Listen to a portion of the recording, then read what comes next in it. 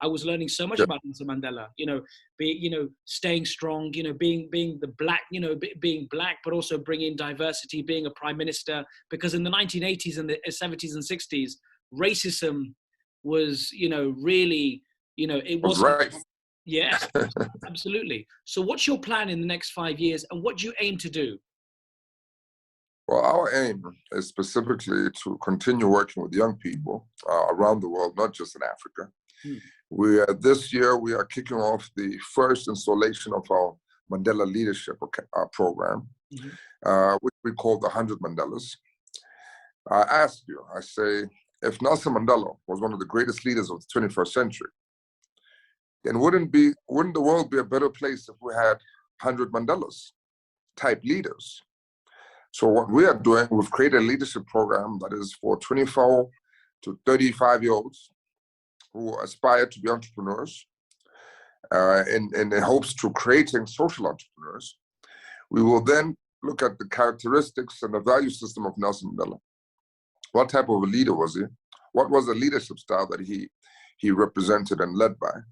You talk about a man who was very disciplined, who had a vision, who had integrity, who had resilience, who practiced love and respect, and had huge respect for his fellow female counterparts as partners in the revolution, but also becoming one of the greatest statesmen and setting up one of the most advanced policies and constitutions that the world has ever seen.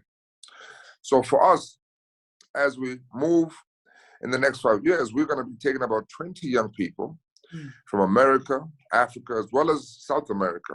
As you know, Brazil has the highest number of African diaspora outside of the continent of Africa. And so we want to make sure that they are also very much involved. And for the next 5 years, we are going to embark on a journey to create or to influence young people to become the next Nelson Mandelas on this world. So 5 years from now, we would have had 100 Mandelas, and we want to do 20 per annum. We have American Express who have sponsored us for this year, as well as one of the founders of blockchain, a gentleman by the name of Brock Pierce. And we'll be kicking off this program in September. We have 10 online master classes, which will be led by myself. We'll be joined by Professor Ann Pratt, who was a professor at Harvard, who taught a class on Nelson Mandela Blueprint Leadership, where they talk about the 8 intelligences, not just IQ and EQ, but you talk about social intelligence. You talk about how he used his appearance to engage with people as an intelligence, about people being aware of the environment. So she actually puts 8 intelligences in the book that describe Mandela and how he was able to use all 8 of them very effectively when he engaged with his friends, foes, and generally community building. So this is what we're embarking on in the next 5 years. I'm going to ask you something quite personal, actually, because you're probably the only person, not the only person, but I believe compared to me and my friends and my colleagues and basically the whole of England and majority, probably the whole world, you knew Nelson Mandela, your grandfather, very, very well. You knew him personally. What was he like as a person? What's something that the world doesn't know about Nelson Mandela? Because when you see Nelson Mandela, he changed so many different things. He was a man of honor, a man of dignity. But what was he like at home as a person, as a grandfather? What was he like at home to you? And what's something that the public and the audience and the world doesn't know about him that you know about him? Well, I mean, I don't know, what I like to engage with the younger generation. The younger generation don't know that Nelson Mandela was a military man. And so he disciplined me. He would walk past my room and he'd see that my room was upside down. And he would call me and say, no, this is how you fold your clothes. And he showed me how to fold a t-shirt and a pants. He showed me how to make my bed. He would do it himself, and he showed me how to exercise. He was a very fair man. He took care of all his kids and grandkids, making sure that they were fed and they had school fees paid and all of that. But he had a great sense of humor as well.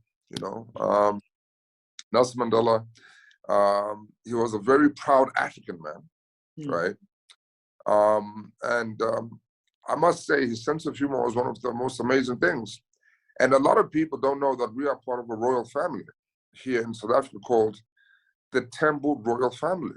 And one day I was actually sitting and having a lunch with him and Graça Machel when a call came in from the Queen of England. And he picked up the phone and he said, "Hello, Elizabeth, how are you?" And, you know, after the call, Graça was very shocked and said, "Oh my God, how can you call the Queen by her name? You're supposed to say Your Majesty." And he said, "But why? She calls me Nelson. We always call each other by our first name. Do you forget that I am a prince?" And so that was a very funny and poignant moment for me, because many people don't know that we Mandelas are part of the royal family. You know, I remember Julius Malema talking about Lindo Sisulu the other time and saying that, yeah, the Mandelas, the Zulus, and the Tambos think they're royalty. Well, Malema, we are actually royalty. Well, you are though. We are. We are. We are. It's the most famous. It's one of the most famous names in the world. Actually, probably is. The Mandela family is the most powerful, one of the most powerful names in the world.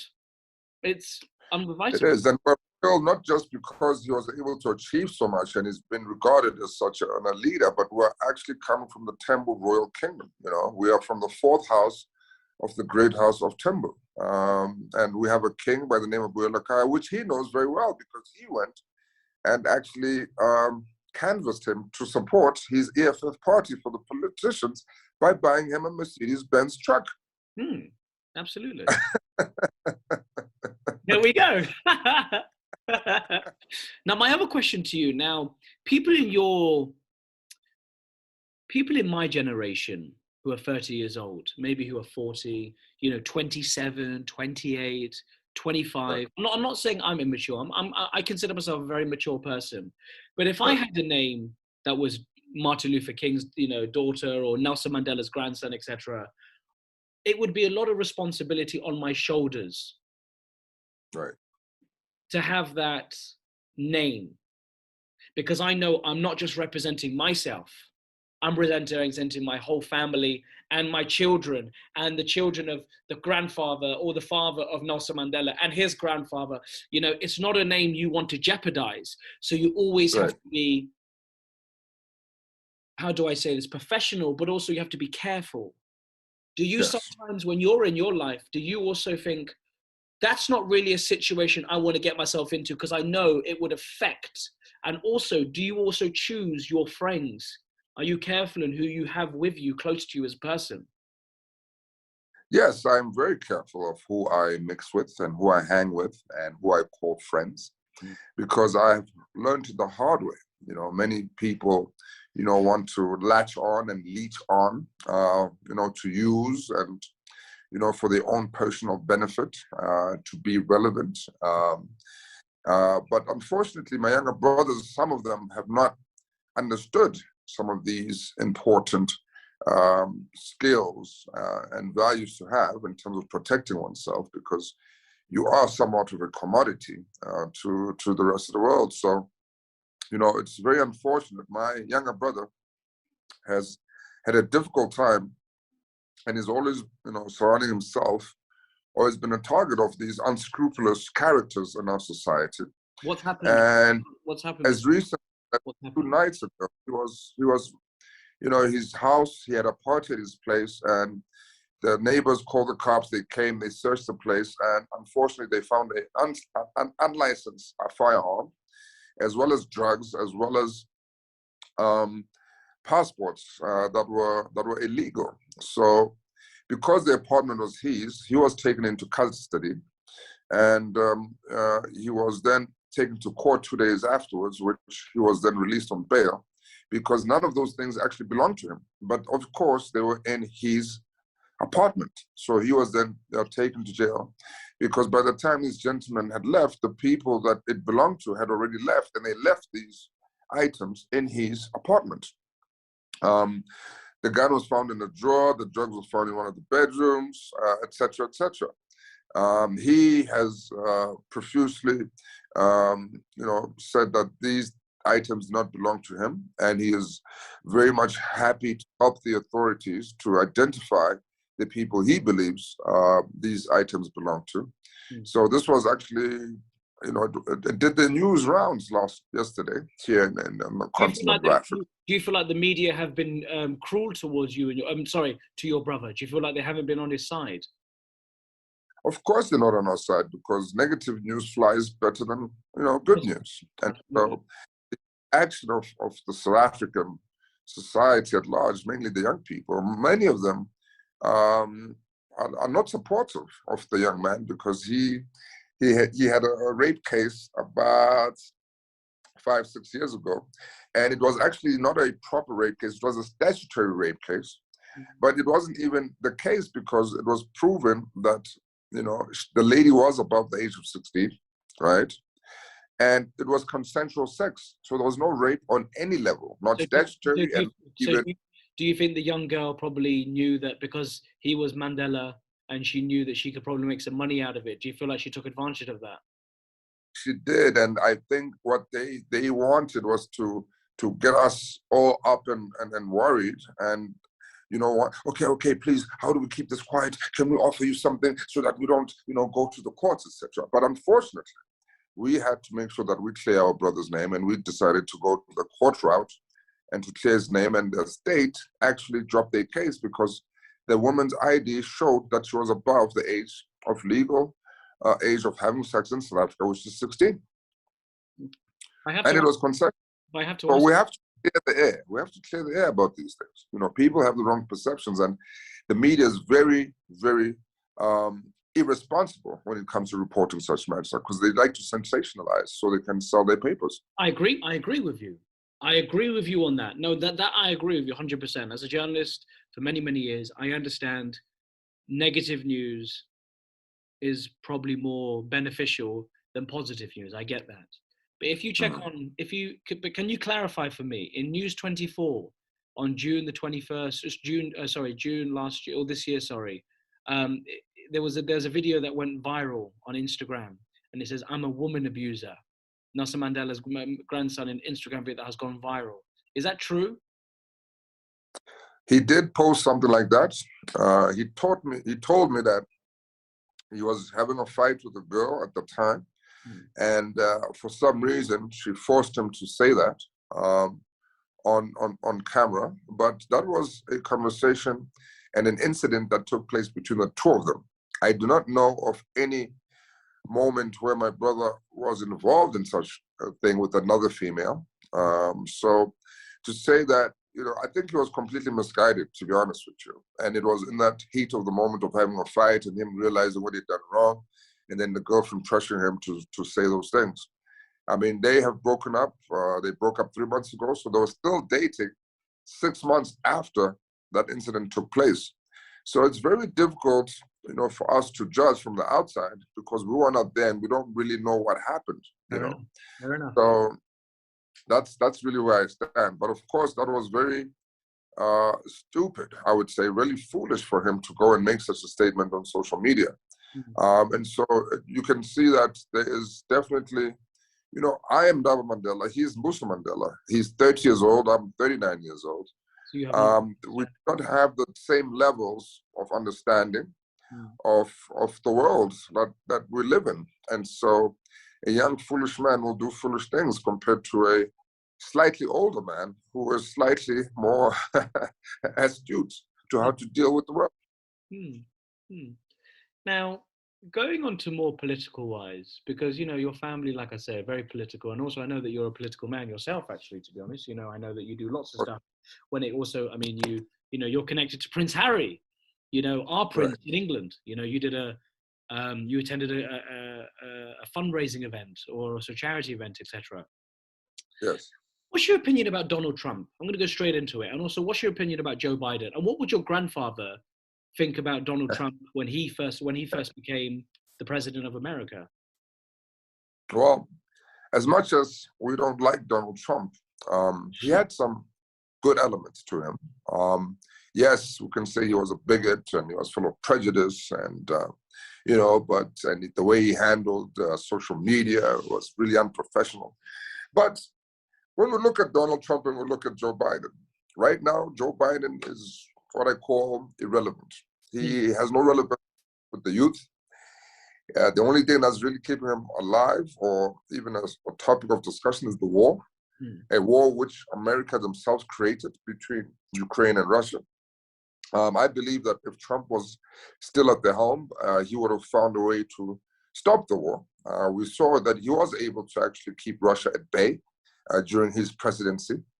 Yeah, and he actually alerted us about fake news, So I really want to thank him about alerting us about fake news, because we didn't really have that term before Donald Trump. So Donald Trump, we also know that he regarded African countries, pardon my French, as shithole countries. But his policies, when you look at the policies, they were actually not that bad towards African countries. So for me, Donald Trump is definitely much more of a present figure in politics than Mr. Biden. Mr. Biden is too old. I believe, look at Obama, the youngest president, right, in American history. And so, but by the time he left after 2 terms, he was looking more gray than ever. And I don't think people should be eligible to become president after the age of 65, to be honest with you, or even 60, because that is one of the heaviest, most heart-wrenching job that a person can take, with the most amount of responsibility in the whole nation. So we need to have fitter, younger presidents that know what their people want. I think our governments and our banks have forgotten that they were created for the people, by the people. And now the world has flipped it upside down, We don't live in true democracies anymore. We are controlled by AI. And the problem is that AI cannot decipher what is fake news or what is real news. As long as you pay AI to promote your side of the story, it's going to promote the side of the story, regardless of whether it's fake or not. So we're living in an age of technology, which is very dangerous because, it's very polarizing. And depending on the source of your information, of news, of what's happening around the world, you may get a completely warped view, or you may get a bit of both, or a bit of all. But we don't have a unified platform where we, as young people in general, can engage and really be able to thrash out what our interest and our agenda is. We're all being pulled apart by so many different elements at the same time. So it's difficult for young people to decipher what is true and what is fake. Thank you very much for your answers. My other question now is, I've been to South Africa. I've been to Johannesburg. I used to live in Sandton for a period of time, near your grandfather's square, Nelson Mandela Square. And also I've been to Alexander. Nice. I've had a discussion with Jacob Zuma in the past. Nice. Nice. The crime rate in South Africa is very, very, very scary. I have to be honest. When you drive through, if you come to a red light in England, if you drive for a red light, you get arrested, you get a ticket. But in South Africa, what I've learned is when you're driving and you go through red light, you should never stop. You should just keep going and going and going and going. I've learned so many things not everything, but I've learned many things. But I've learned so many things, how to think like a South African, which has gained me better around the world. Right. The crime rate in South Africa is overwhelming. Do you think, what's your opinion about the crime rate in South Africa? Because they say you should never walk alone after 6 o'clock. You can't just walk around Johannesburg city center by yourself. You never have the window down. There's so many things. Is that true? Is that really true? Or is that just the media just saying it for the sake of it? I mean, it is mostly true. And I would say it's true if you go to some parts of Brooklyn, New York. I would say it's the same thing when you go to parts of England and London, Absolutely. You understand what I'm saying? Absolutely. So there are pockets of violence everywhere you go in the world. Where you find poverty, you will find crime. And, we need to deal with the root source of the problem and not the actual outcome or the consequences. And what do you think Because the problem is? And what do you think the problem is? Problem is poverty, my friend. There are two elements when it comes to crime. There's the one of poverty related, and then there's the one of just pure criminal-minded nature, you know? Because ultimately, let's be honest, the system is not equal. The system is one that rewards those who commit fraud, which is a white-collar crime, and punishes those who commit theft and selling of drugs, which is your blue-collar crime, you see. So for me, how do we expect everybody to go according to the system when we know that the system is not fair, does not treat everybody with the same level of respect and dignity? So the issue here, the system itself that has created this huge gaps between those who have and those who don't have. And of course, you have poverty as a consequence of capitalism. And therefore, you have a lack of education, a lot of access to food. When people are hungry, they have to do whatever it is they can do to get a plate of food. You know, so dealing with the consequence of poverty is not going to really assist us. We need to make sure that our people have access to food, have access to education, are able to actually gain skills and access tools that will be able to break the cycle of poverty that exists. I believe if you are able to break down poverty, at least you'll be eliminating one root source of crime. And then the other, which is obviously the pure criminal element, that is a different way to deal with that altogether.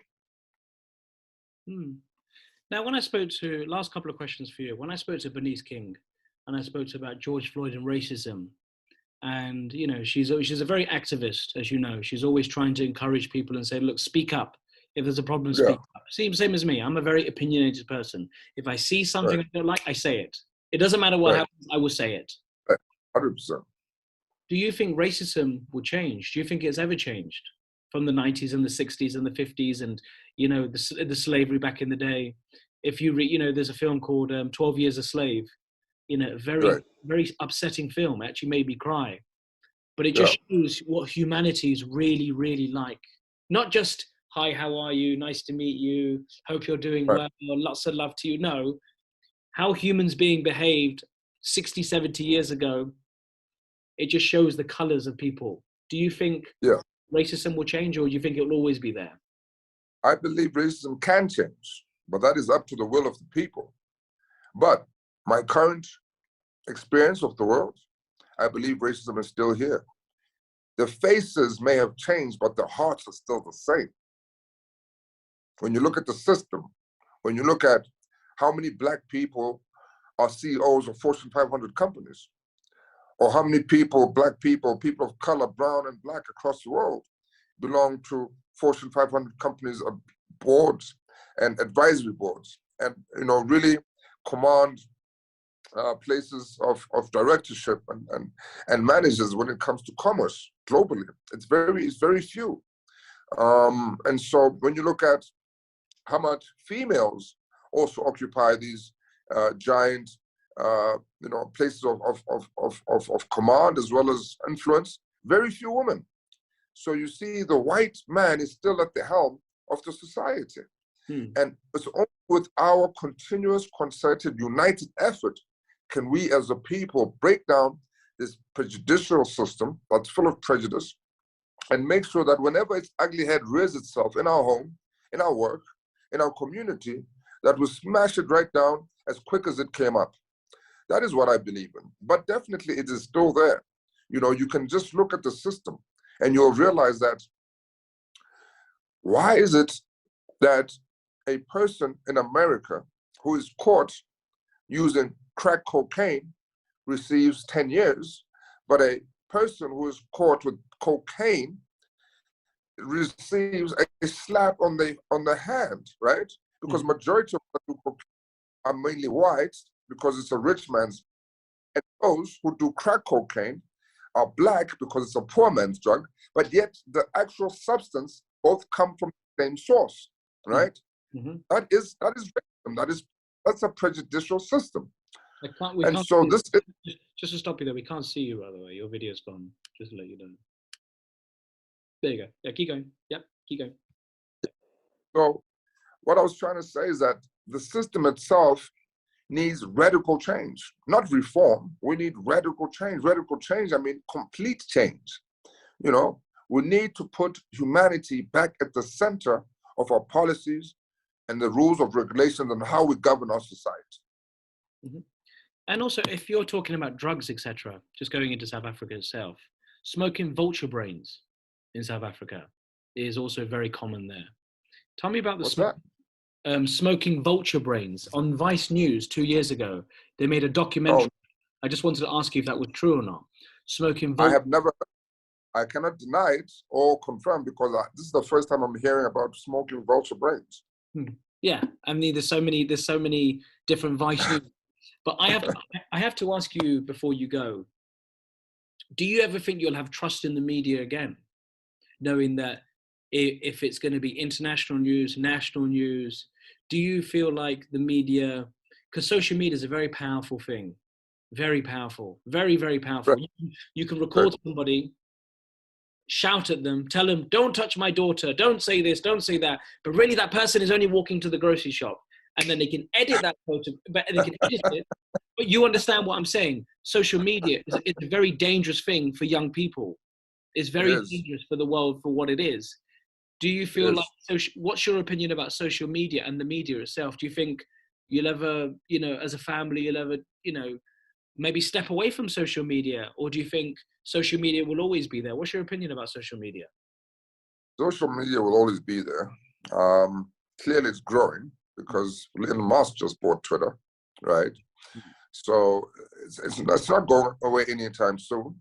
But I believe we do have pockets of responsible media, even though they may be in the minority. There are some people who still have integrity as far as reporting is concerned. And those are the people that we shall continue to work with. It is important, obviously, to still have media because we want to spread the good word on Africa, see how Africa is developing, see how young people are taking charge and coming together and discussing, the important issues that determine the future of Africa. So it is a tool at the end of the day that we do need to be able to galvanize the youth and also talk to the rest of the world.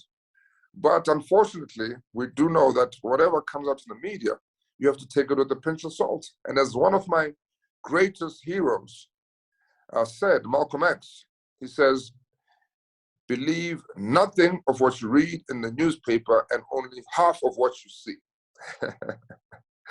So you got to take a pinch of salt and make sure that you have at least 5 different sources when discussing any particular topic. You can't just have Al Jazeera or CNN or Sky. You have to use all of them before you can come up with your own opinion. You're a clever man. My last question, what's your message? Obviously being the founder and the chairman of your institute, the Mandela Institute, what's your message to the South African people today? What would you like to tell them across the world? And also the people, African people, and also the Black people around the world, who are suffering from crime, racism, poverty, as you mentioned before. What would the Mandela family, as a height of Mandela family, what message would you tell people across the world today? First of all, I would say, do not take everything as gold that you hear from media. Remember, they have an agenda. Nelson Mandela is one of the greatest leaders that ever walked this earth. The world knows it, but they're trying to convince South Africans that he was not the greatest leader. Do you not see that the West is trying to discredit the greatest leaders on earth who look like you and me, Black and brown people? They want you to believe that white people are the greatest. No. We're the greatest athletes, the greatest musicians, inventors. It all comes from Africa and people of African origin. But more importantly, I want to tell the people of the world to dream big and to dream so big that their dreams scare them. Because if your dreams don't scare you, then you're not dreaming big enough. You are the master of your destiny. And if you keep focused, you will be able to turn your dreams into reality. The world is our oyster. Together we stand, divided we fall. The world belongs to those who prepare for it today. So let us come together. Let us use our hands to work together to create a better world. And my last question to you, sir. I posted on social media a couple of days ago, and I told a couple of my very good friends, I said, I'm very honored to be talking to Ndaba Mandela, the grandson of Nelson Mandela. I said, what questions would you like me to ask him? So we've got one person from South Africa who doesn't want to be mentioned. Okay. I didn't know about this before, so this is nothing to do with what I wanted to know. But now I read about it, and I want to know. He said, "Look, Kieran, you have the opportunity to ask the question from Ndaba, so ask him the question." Winnie Mandela, sadly died in 2018. Very tragic for you and your family. But she was also known to be necklacing. There's a thing called necklacing, where there was thing to do with where they, if they're out of line, they'd put a tire. She would put a tire around someone's neck, or she wouldn't, but she would activate it and say it's right to do. Put a tire around someone and light it on fire, and that person would die, burning completely. Is that true? And what was your opinion about that? Well, let me tell you where necklacing comes from. Necklacing does not come from Winnie Mandela. Necklacing was what was done to people who were found to be snitches of the revolution, who were anti-agents of the revolution, people that were found to be spies, spying for the apartheid regime. This is what was done to them. Winnie Mandela had no control over if a person was caught to be what we call impimpi. Impimpi is what we call a snitch or a spy. That was something that the community did, and you had no control of that, right? Yes, it was a very harsh punishment, and one that would obviously result in death.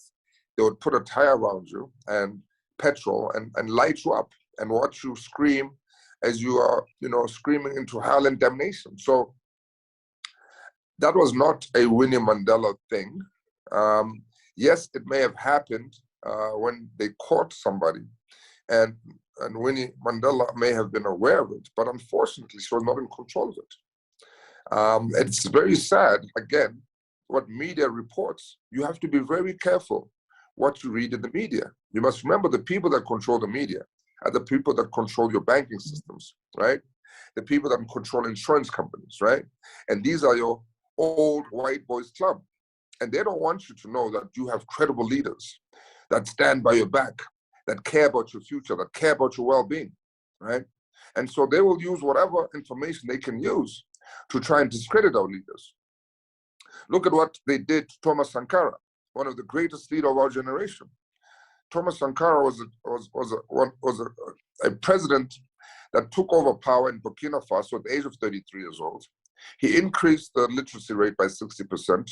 He was the first president to make female ministers. He focused on food production. He cut aid to Burkina Faso that was coming from France. He believed that Africa was very wealthy and not a poor country because we had many resources, and he believed that we should be the ones to beneficiate those resources. And so they killed him as well. The French government, with the aid of some of the spies, which was Blaise Compaoré,